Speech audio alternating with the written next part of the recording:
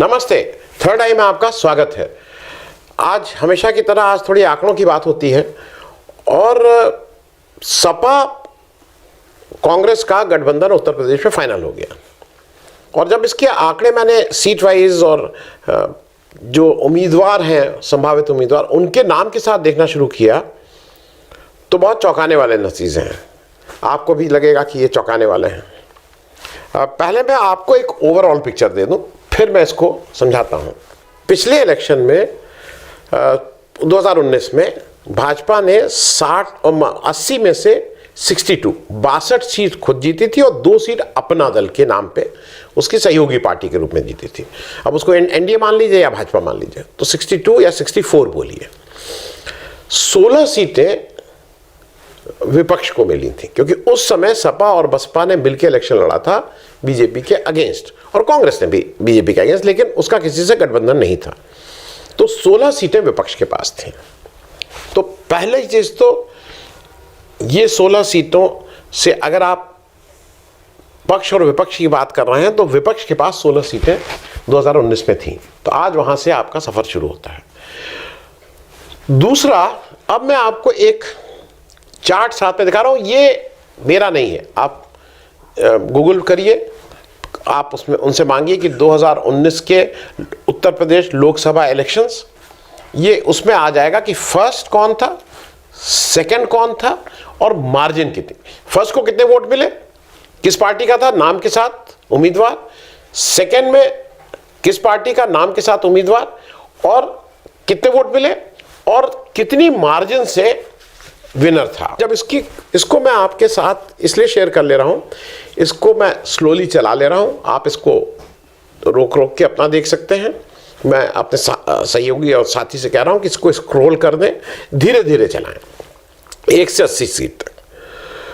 तो इसमें आप अगर बहुत ध्यान से देखेंगे तो आपको पता लगेगा कि बीजेपी और एक अपना दल, 21 बीजेपी और एक अपना दल, जो मार्जिन ऑफ विन है, जो जीतने का अंतर है, वो 181 वोट मछली शहर, ये मिनिमम था। मतलब इससे बीजेपी 181 वोट से जीती थी मछली शहर में, और 1 लाख वोट मैक्सिमम 98-99। इस 1 लाख वोट के बीच में 22 सीटें हैं। 22 सीटों पे भाजपा का जो जीतने की का परसेंटेज था या जो जीतने का नंबर थे वो 181 से 1 लाख के अंदर।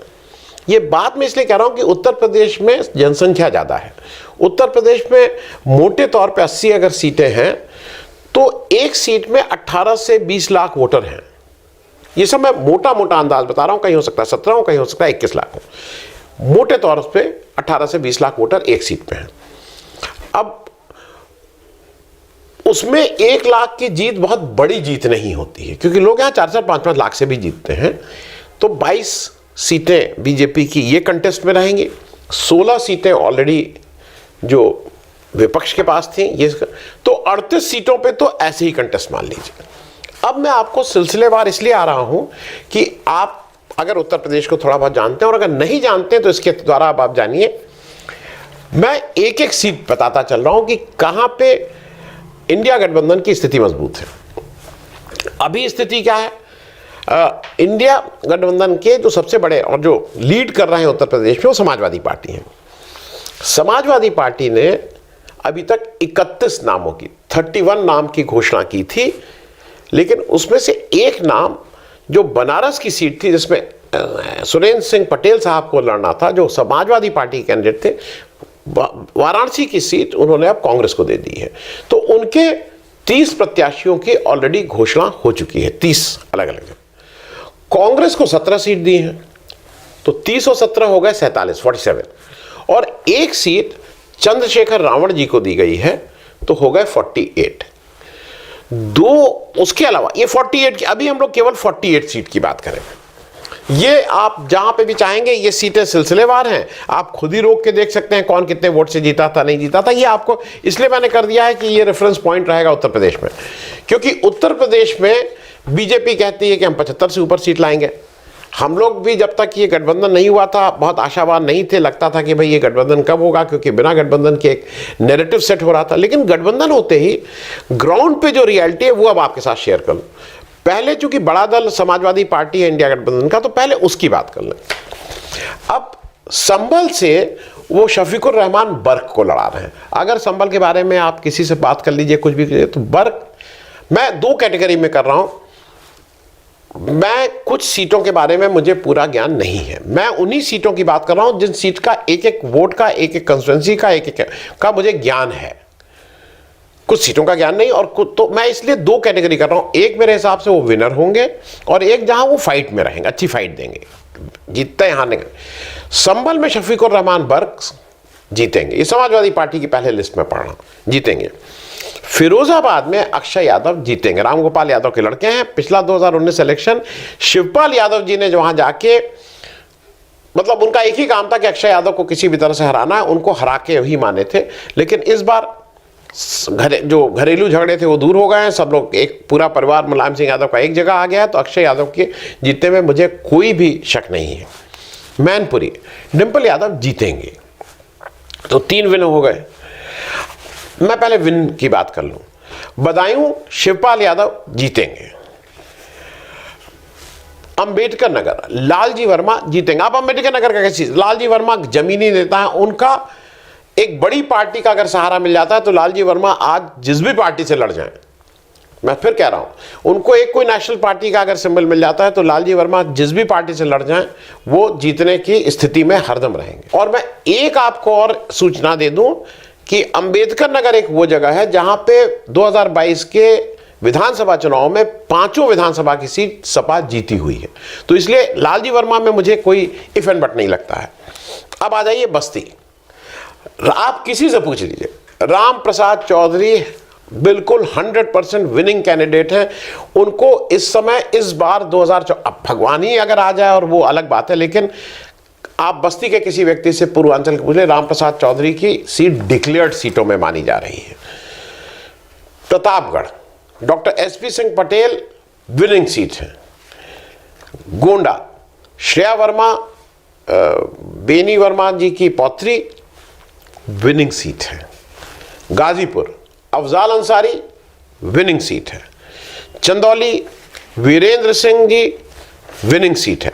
और ये मैं इसलिए कह रहा हूं कि जो नाम बोलता जा रहा हूं कंस्टिट्यूंसीज के, इसमें देखते जाइए और अपने जो दोस्त मित्र हैं उनसे भी पूछते जाइए। कैराना इकरा हसन विनिंग सीट है। बरेली प्रवीण सिंह एरन विनिंग सीट है। अब ये जब आप इस 30 की सीटों का वो देखते हैं तो आपको लगता है 30 में से 12 सीटें ऑलरेडी विनिंग हैं। अब बची 18 सीटें। 18 सीट में मेरे हिसाब से, जैसे एटा का मुझे बहुत नहीं है कि देवेंद्र शाह के कैसा लड़ेंगे क्या नहीं लड़ेंगे, तो इसलिए मैं उस पर कोई कमेंट नहीं कर रहा हूं। मैं ये नहीं कह रहा हूं कि हारेंगे, लेकिन कोई कमेंट नहीं कर रहा हूं। खीरी में उत्कर्ष वर्मा जी कैसा लड़ेंगे मुझे नहीं ज्ञान है, इसलिए मैं नहीं बोल रहा हूं। धौरहरा में आनंद भदौरिया जी हैं, बड़ा नाम है, बड़ा चेहरा है, समाजवादी पार्टी का, टीवी डिबेट में खूब आते रहते हैं, लेकिन ग्राउंड पे उनकी क्या पकड़ है मुझे नहीं अंदाज है, इसलिए मैं नहीं बोलूंगा। लखनऊ में रविदास मेहरोत्रा जी हैं, पुराने नेता, बड़े नेता, ग्राउंडेड नेता। अब राजनाथ सिंह जी के सामने उनको लड़ना है। ईमानदारी यह है कि एज राजनाथ सिंह जी की रहेगी, लेकिन रविदास मेहरोत्रा कोई डिस्टेंट सेकंड नहीं रहेंगे। रविदास मेहरोत्रा उनके बिल्कुल नेक टू नेक रहेंगे। और अगर भी थोड़ा भी माहौल बदल जाता है तो रविदास मेहरोत्रा या लखनऊ यूनिवर्सिटी यूनियन के नाम, लखनऊ के, जिसको कहता है ना, लखनऊ के में के रचे बसे लोग हैं। फर्रुखाबाद नवल किशोर शाक्य के बारे में मैं नहीं बता सकता हूं, लेकिन अब मैं आपको आ रहा हूं उन्नाव। अनु टंडन फाइट करेंगे। अनु टंडन वो हैं जो इनके जो पति थे वो धीरूभाई अंबानी, मतलब इंडियन रेवेन्यू सर्विसेज के अफसर थे। संदीप टंडन साहब, अब मृत्यु हो गई है। मतलब ये परिवार हैं, अंबानी परिवार की पार्ट एंड पार्सल हैं, और अपनी कंस्टिट्यूंसी में खूब डट के काम करती हैं, खूब इन्वेस्टमेंट लाती हैं, खूब पैसा खर्च करती हैं कंस्टिट्यूंसी के भले के लिए। इनको कोई पैसा कमाने के ऊपर एक भी आक्षेप नहीं कि पैसा कमाया है ये किया, इस तरह का कुछ नहीं है। इनके पीछे पूरा अंबानी परिवार खड़ा रहता है। कांग्रेस से पहले एमपी रह चुकी हैं और मुझे लगता है कि इस बार अनु टंडन जी सपा के कैंडिडेट के रूप में अच्छी फाइट देंगे। तो एक फाइट यहाँ की। दूसरी फाइट वाली सीट है अकबरपुर की, राजा राम पाल साहब पहले भी एमपी रह चुके हैं कांग्रेस के टिकट पे। मेरे हिसाब से बढ़िया फाइट देंगे राजा राम पाल जी भी। बांदा शिवशंकर सिंह पटेल हैं, पिछली बार बीजेपी 59,000 वोट से जीती थी। शिवशंकर सिंह पटेल अच्छी फाइट देंगे। मैं अभी भी अच्छी फाइट की बात कर रहा हूँ, एज होज है इनकी, लेकिन मैं इनको विन वाली कैटेगरी में नहीं डालूँ। बाकी जगह तो मैं श्योर शॉट विन की बात कर रहा हूँ। फैजाबाद अवधेश प्रसाद जी हैं, लल्लू सिंह जी 65,000 वोट से पिछली बार जीते थे, कोई ऐसी मार्जिन नहीं थी। और ये जो मैं बोल रहा हूँ फैजाबाद, तो ये आपके साथ में इसीलिए स्क्रॉल कर दिया कि आप खुद देख लें। अवधेश प्रसाद जी बिल्कुल फाइट करेंगे अच्छे से। अब मुजफ्फरनगर में हरेंद्र मलिक साहब हैं। हरेंद्र मलिक साहब ही को लेके अगर आपको याद हो तो वो सारा झगड़ा हुआ था, जो जयंत चौधरी जी का कहना था कि हरेंद्र मलिक जी की वजह से ये दिक्कत है, अखिलेश यादव जी मुझे नहीं दे रहे हैं, इत्यादि इत्यादि। वो हरेंद्र मलिक जी मुजफ्फरनगर में अच्छी फाइट देंगे। आंवला मैं बहुत नहीं जान रहा हूँ, आंवला को वैसे मैं जानता हूँ, सर्वराज एक समय वहाँ हुआ करते थे, लेकिन आज की तारीख में नीरज मौर्य जी कैसा लड़ेंगे, ईमानदारी है कि मैं उसके बारे में टिप्पणी नहीं कर सकता हूँ।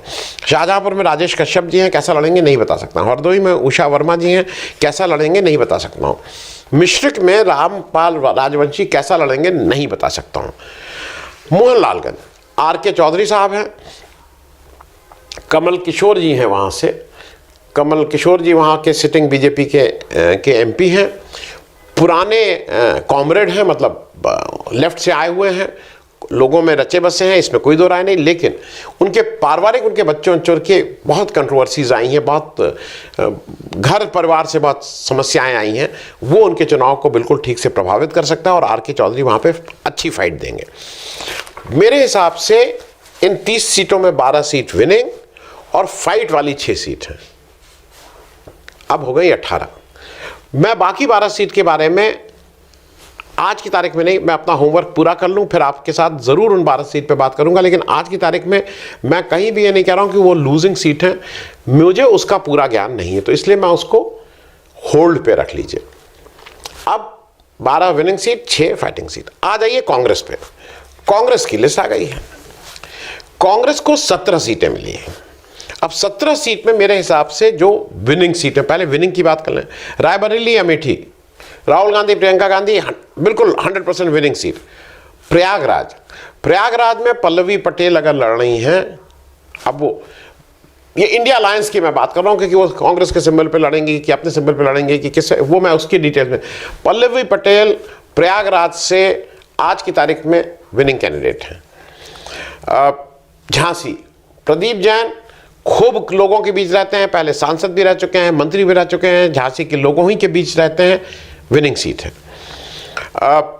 महाराजगंज में सुप्रिया श्रीनेत का नाम आता है, लेकिन वो लड़ेंगे कि नहीं लड़ेंगे, उनका नेतृत्व, उनको जो वो काम कर रही हैं, सोशल मीडिया की हेड हैं, उसमें से उनको रिलीज करने की स्थिति में है कि नहीं है, क्योंकि अगर वो वहाँ से रिलीज होती हैं तो ज़रूर कांग्रेस का, ऐसा कुछ लोगों का मानना है कि कांग्रेस का ओवरऑल जो पैनापन है या जो कांग्रेस की मारक क्षमता है उसमें कहीं कमी आएगी as far as social media concern. तो वो एक इशू है, लेकिन अगर वो लड़ रही है तो विनिंग है, अगर उनके अलावा कोई और लड़ा है तो फाइट है। सहारनपुर, इमरान मसूद 100% विनिंग। अमरोहा, दानिश अली विनिंग। सीतापुर, ये उर्वी वर्मा जी, शायद उनका नाम है, रवि वर्मा जी की पुत्री हैं। रवि वर्मा जी पहले भी MP रह चुके हैं। बढ़िया फाइट विनिंग कैंडिडेट की कैटेगरी में। तो कांग्रेस के 17 में से 8 विनर मैं आज बोल रहा हूं। आप ये कंस्टिट्यूएंसीज को आप लोग क्रॉस चेक कर सकते हैं, और किसी को लगेगा कि नहीं ऐसे कैसे, मैं कंस्टिट्यूएंसी वाइज बोल रहा हूं, मैं नैरेटिव वाइज नहीं बोल रहा हूं कि मारेंगे, घुस के मारेंगे, देख लेंगे 370 पार 400 नहीं। कंस्टिट्यूएंसी वाइज ब्यौरा करना है, आप भी अपना किसी से क्रॉस चेक कर लीजिएगा। फाइट में कहां है। बाराबंकी में तनुज पूनिया जी फाइट में है, विनिंग की स्थिति में नहीं है। अगर अच्छा लड़ गए तो वो है, पूनिया साहब के लड़के हैं और पहले भी लड़े हुए हैं। फतेहपुर सीकरी में सीकरवाल साहब अब इस बार उनको जो टिकट देने की पूरी संभावना है कि उन्हीं को टिकट मिलेगा। पिछले 2022 चुनाव में कांग्रेस के वही थे जो सेकंड रहे थे, कुछ 65-70 हज़ार वोट उनको मिले थे वहाँ पे, बहुत ही पॉपुलर। 8-10 फौजी हैं, 8-10 साल से घर नहीं गए हैं, केवल लोगों के बीच घूम घूम के रहते हैं, रात में मंदिर में अपना जहाँ पे मंदिर हो जाता है वहीं पे सोते हैं, बिल्कुल ज़मीन के आदमी। और मेरे हिसाब से अगर कांग्रेस रायबरेली अमेठी के बाद कोई सीट जीतनी चाहिए तो उसको ये सीट जीतना ज़रूरी है, क्योंकि ऐसे ज़मीन के आदमी को जिताना भी आवश्यक है। तो फाइट में रहेंगे सीकरीवाल साहब, जो जितना मेरा है। बांसगांव कमांडो बोले जाते हैं कमल किशोर जी, वो बांसगांव में बढ़िया फाइट देंगे, इसमें कहीं कोई राय नहीं है। तो 17 में 8 विनिंग, 3 अच्छी फाइट, तो 8-3-11 हो गए। मैं एक जगह का और कहना भूल गया, कानपुर में भी फाइट, माफ़ कीजिएगा, कानपुर में भी फाइट है। अजय कपूर को टिकट मिलने के, हालांकि आलोक मिश्रा का नाम आ रहा है, लेकिन मुझे लगता है अंतोगत्वा वो टिकट अजय कपूर को ही मिलेगा, क्योंकि अजय कपूर ही वहाँ टक्कर देने की स्थिति में है। तो अजय कपूर अच्छी टक्कर दे सकते हैं। तो 4 फाइट 8 विन। अब आपको किसी को लगेगा कि ये लोग पागल हो गए हैं क्या, 17 में कांग्रेस 8 जीतेगी और 4 पे फाइट देगी, 12 ग्राउंड पे रियलिटी देख लीजिए। हाथ कंगन को आरसी क्या, पढ़े लिखे को फारसी क्या, देख लीजिएगा कि इस जगह ये लोग स्थिति में हैं कि नहीं है आज की तारीख में। अब कल के दिन आप मोदी जी तो कोई पुलवामा भी कर सकते हैं, बालाकोट भी कर सकते हैं, मालूम नहीं क्या कर सकते हैं। तो पुलवामा बालाकोट कुछ कर देंगे तो अलग बात है, लेकिन एज थिंग स्टैंड्स टुडे, अब कितनी सीटें हुई, 12 win Samajwadi party, 8 win Congress, हो गई 20। अब मैं आपको, हाँ, नगीना चंद्रशेखर रावण, नगीना की seat 48 seat, 30 Samajwadi Party, 17 Congress, 47 Chandrashekhar Ravan. Nagina वही सीट है जहाँ से 85 में मीरा कुमार जी जीती थी। पहले ये बिजनौर बोला जाता था, फिर उसका डिलिमिटेशन हुआ, शायद 2008 में ये अलग नई कंस्टिट्यूंसी बनी नगीना के नाम से, रिजर्व कंस्टिट्यूंसी है। मायावती जी भी यहाँ 89 में जीती हुई हैं, यहाँ से इम्पॉर्टेंट विन थी, शायद जितना मुझे याद है पहली बार पार्लियामेंट वो यहीं से गई थी। चंद्रशेखर रावण भी अपना मतलब संसदीय सफ़र मेरे हिसाब से नगीना से शुरू करने की स्थिति में है। तो 12, 8, 20 और एक चंद्रशेखर रावण 21 सीटें आउट ऑफ 48। अब 3 सीटों का जिक्र और कर दूं, क्योंकि मेरे हिसाब से वो विनिंग सीट ऑफ सपा हैं। कब अनाउंस करेंगे मुझे नहीं मालूम। कन्नौज, आजमगढ़ और रामपुर, ये सपा की जेब की सीटें हैं। अगर सपा पिछली बार हारी थी तो मैं एक स्ट्रॉन्ग वर्ड यूज कर रहा हूं, अपने निकम्मेपन की वजह से हारी थी। ये सपा को जब तक अपनी जेब से निकाल के इसको फेंक ना दे तब तक सपा यहां से हार नहीं सकती। कन्नौज, आजमगढ़, रामपुर, मैं फिर तीनों का नाम ले रहा हूं। तो अब 21 और 3 24 सीटें, 51 सीट में आज 24 सीट में विनिंग की स्थिति है। और फाइट कितनी जगह, मैं बाकी 12 का मुझे नहीं ज्ञान है तो इसलिए मैंने नहीं बोला है उनके नाम। फाइट 10 सीटों में है मेरे हिसाब से। 51 सीट में अगर आज की तारीख में सपा 24, इंडिया गठबंधन 24 सीट में जीत रही है, 10 सीट में फाइट है, और ये 51 में अगर ये स्थिति है तो ये सुखद स्थिति है इंडिया उसके लिए। 10 में से अगर 50-50 भी मान लें, 5 सीटें भी मिलती हैं, तो 51 में से 30-31 सीट अगर इंडिया अलायंस इस 51 में जीत रहा है तो अभी बहुत सी चीज़ें आनी बाकी हैं। अभी पिक्चर बाकी है, बीजेपी में कैसा टिकट डिस्ट्रीब्यूशन होता है। बहुत सी खबर यह है कि बीजेपी के बहुत दिग्गज भी भगने के चक्कर में अगर टिकट कटेंगे तो इधर से उधर होंगे, हराने जिताने की स्थिति में रहेंगे, क्योंकि बड़ा प्रदेश है। यहाँ बैठो और उठो का उतना आसानी से नहीं होगा। यहाँ बड़े बड़ों को देखा गया है कि किस तरह से उत्तर प्रदेश में आए तो उनको उत्तर प्रदेश की राजनीति के हिसाब से ढलना पड़ा। यहाँ ये नहीं है कि सिट डाउन गेट अप, ये नहीं चलेगा। तो अभी बीजेपी के टिकट बंटने दीजिए। बीजेपी इसीलिए लेट करती जा रही है। भाई बीजेपी की तो सिटिंग एमपी, क्यों नहीं टिकट डिक्लेयर कर दे रहे हो। मैं फिर से इस लिस्ट को कह रहा हूँ, एज फार एज इंडिया गठबंधन इज कंसर्न, उत्तर प्रदेश जिसको सबसे फिसड्डी माना जा रहा था कि भाई उत्तर प्रदेश में कुछ नहीं हो सकता है और सारी जगह का वो करेगा, गठबंधन के बाद उत्तर प्रदेश रेकनिंग में तो आ गया है। और अगर आज भाजपा को रोकने में सबसे ज़्यादा सक्षम कोई स्टेट होगा तो वो उत्तर प्रदेश होने की पूरी तरह से स्थिति में है। बहुत बहुत धन्यवाद। Thank you so much.